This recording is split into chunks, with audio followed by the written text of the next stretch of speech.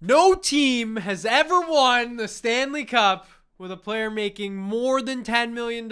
So Barkov and Bobrovsky and Eichel, you guys don't count because you make exactly 10. I feel like the stat in recent years has kind of just been like the goalposts are continuing to move. Oh my God. It's ridiculous. The fact that still we've gone this long without a player making more than 10 million, and it was 10 million for a while, is still pretty crazy. But that's what we're going to talk about today. We are going to be unveiling our picks for the next 8 players to reach the $10 million threshold. I guess that dreaded $10 million threshold because it comes with this.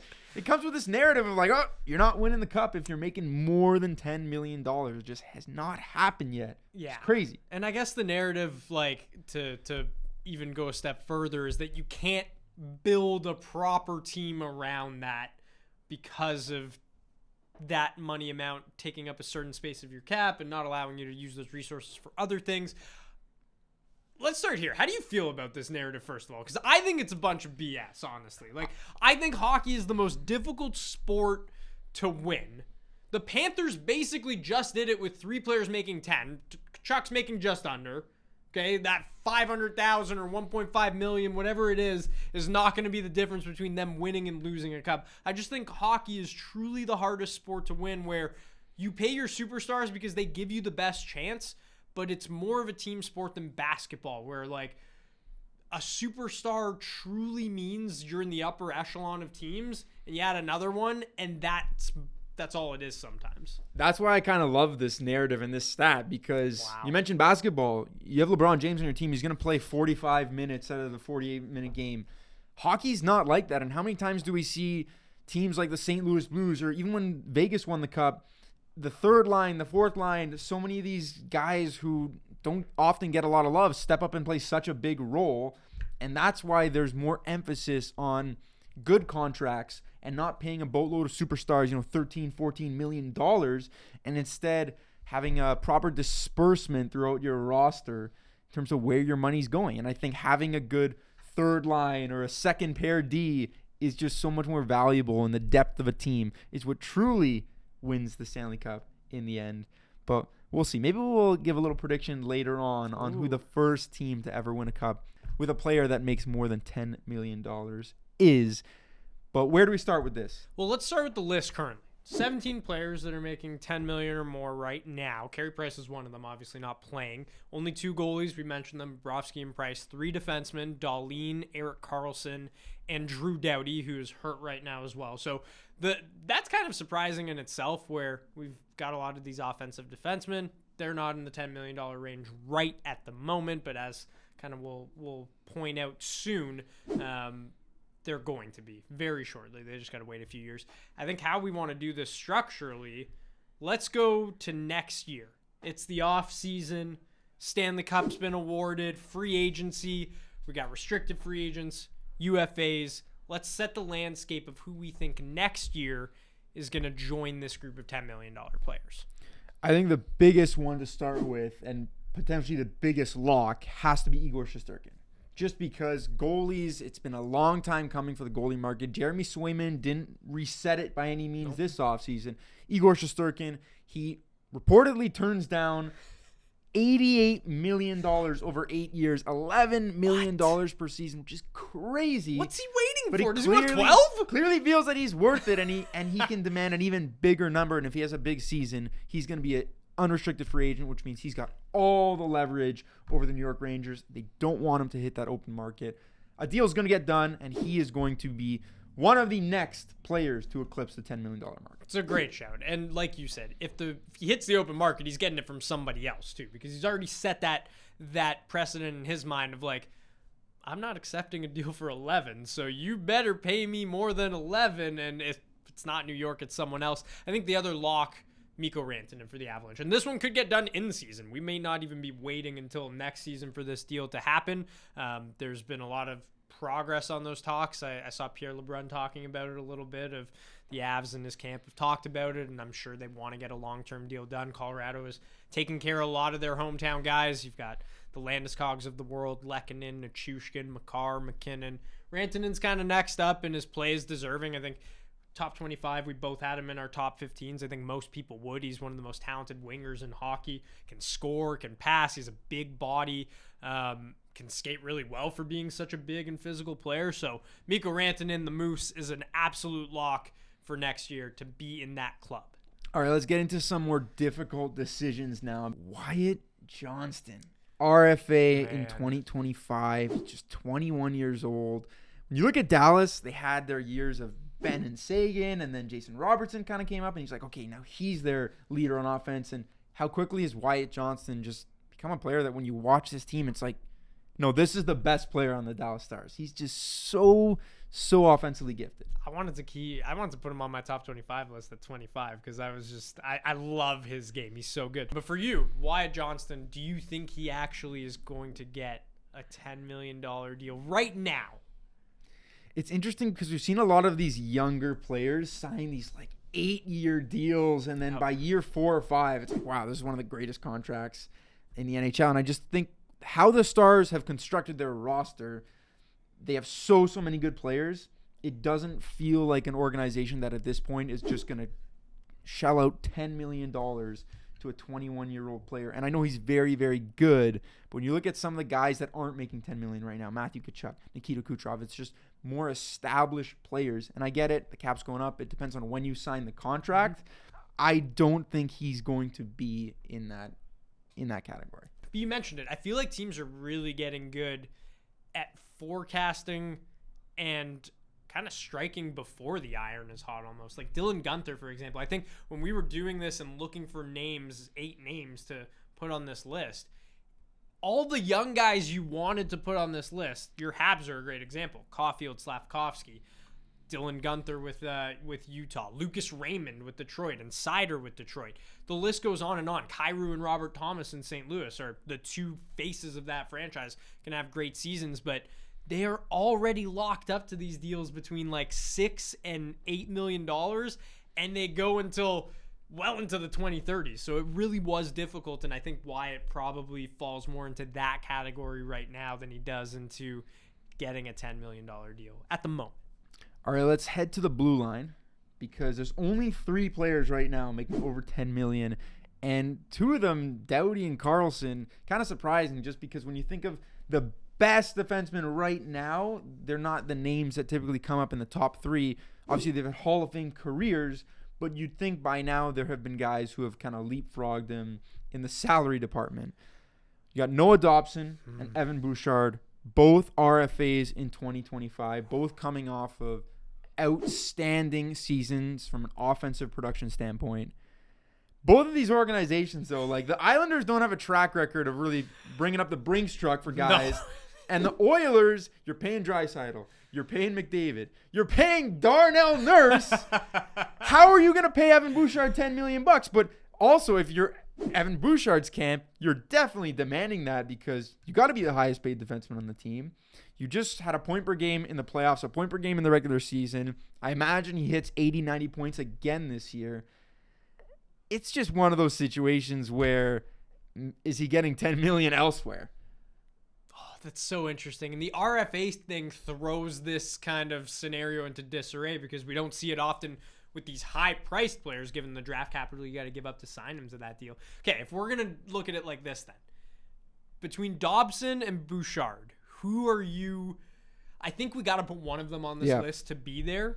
Who are you putting on this list to be there? I've got my vote, but let me hear yours first. I think it's going to be Evan Bouchard. I think it is too. And I think them not retaining – Broberg and Holloway this year was looking ahead and saying, okay, we'd love to have these 2 players. They're both young. They're both exciting. They were very high draft picks, both of them. But if we do that, we're going to run into a world of trouble when Evan Bouchard is up in a year from now. And, I mean, they did a great job getting Draisaitl done. That was already a talking point, and I'm glad that they kind of hushed it early so it didn't carry over with a narrative that just did not need to crowd the team throughout the season. But Bouchard is one that I think there's going to be some worry. But the fact that you paid Darnell Nurse, like they got to get it done. And I think they'll get him to $10 million. Whereas Noah Dobson, maybe a little less proven. I think it's gonna be Evan Bouchard. I agree with you, and I think with Dobson too. You look at the Islanders' blue line, like Pollock. They have a solid stable of defensemen, and Dobson does so many things that all of those other guys can't do. Like you said, his offensive production is incredible.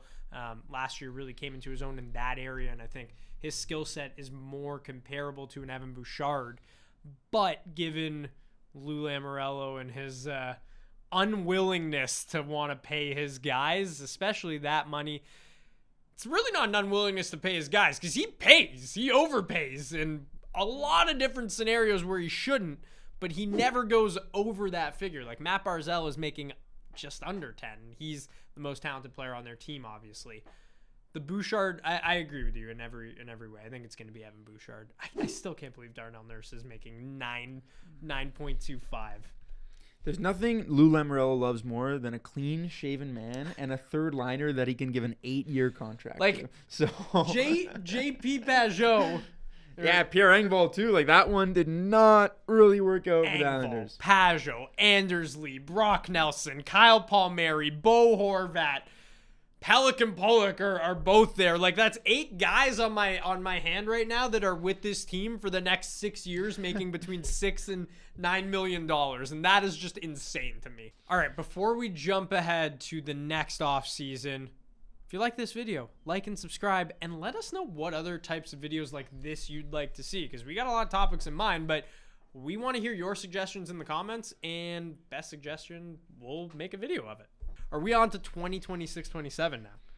We are, and I think this is one where it really gets interesting. I think first name on there, Kirill Kaprizov. There's already chatter on, hopefully the Wild can retain this guy, but no matter where he's playing, he's getting $10 million.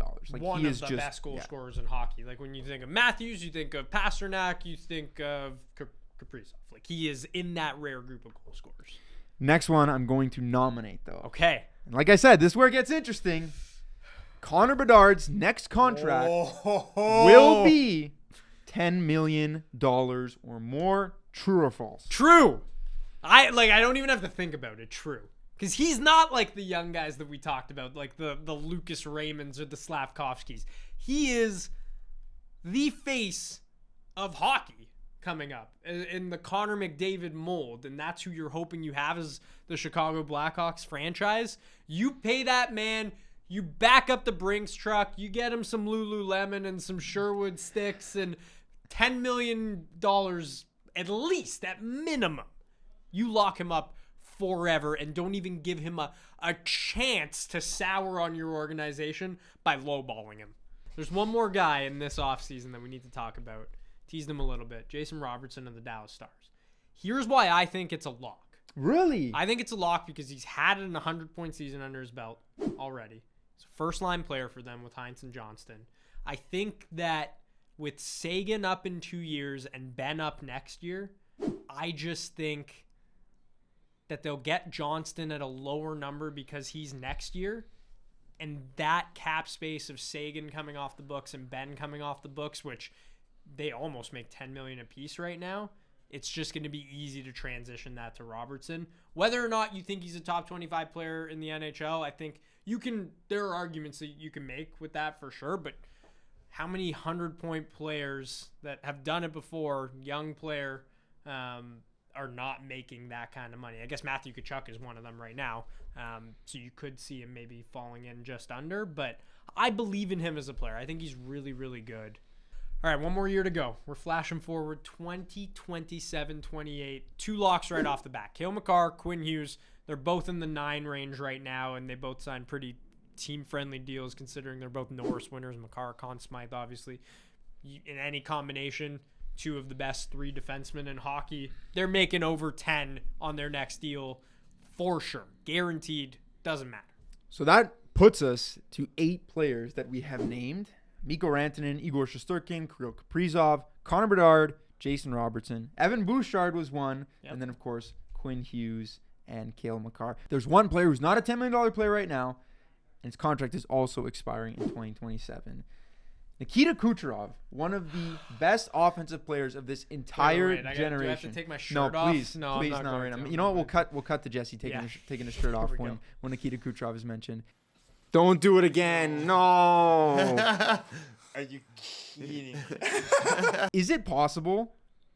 He'll be 34 years old when this contract ends.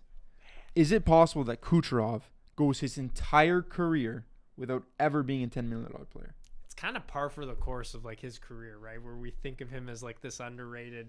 I think he's probably underrated for what he's accomplished throughout his career. Like, he's a surefire Hall of Famer, arguably the best forward of this generation. Like, he points wise stacks up with the McDavids and Draisaitl's of the world. And then in the playoffs, he is the greatest playoff performer forward we've ever seen, maybe? Like, who else is up there with him? In our lifetime, like, Crosby was amazing, obviously, but like Kucherov was just unbelievable. He carried those Lightning teams in points and just took his game to another level. I think we're overthinking this over here. It's Nikita Kucherov. He's too good of a player to go his entire career without making $10 million in one season. Okay, and let's I throw think him on.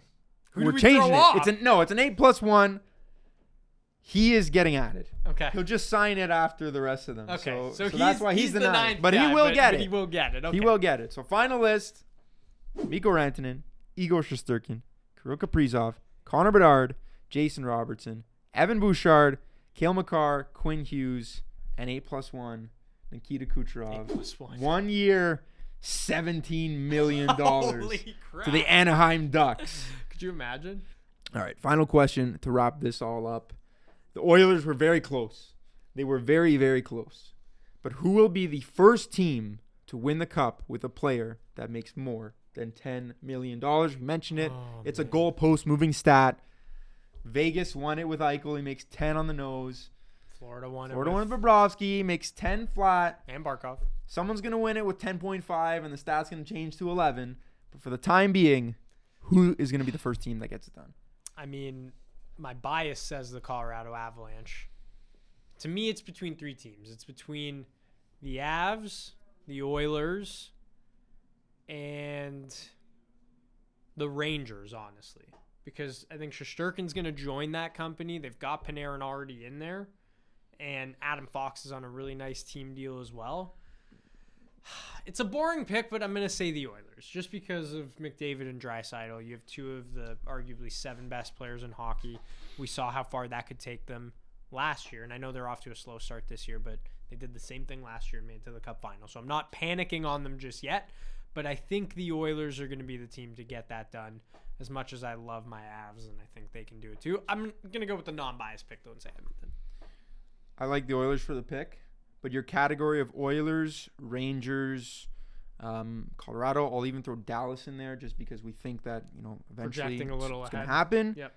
You got 3 years to do it because when the Montreal Canadiens with Lane Hudson on 9.9, Caulfield, Suzuki on 8, Slav on less than 8. They're not going to be able to join this list. This team is going to win like 7 Stanley Cups in a row. So rest of the NHL, be careful with your contracts. $10 million players do nothing but lose for you. And the Montreal Canadiens are going to win like this is the next No, dynasty. you said 7 cups. Yeah, there you go. I mean, the only question left to ask now is, aside from who's lifting the Conn Smythe with all those cups, who do you guys think is going to win the Cup, be the first team to win the Cup, with a player making $10,001 or more? Because $10 million doesn't count, apparently, which everyone likes to say. Let us know in the comments, and let us know what you think of our picks. If we missed anybody, who you think are going to be the next 8 players to make $10 million or more in the NHL.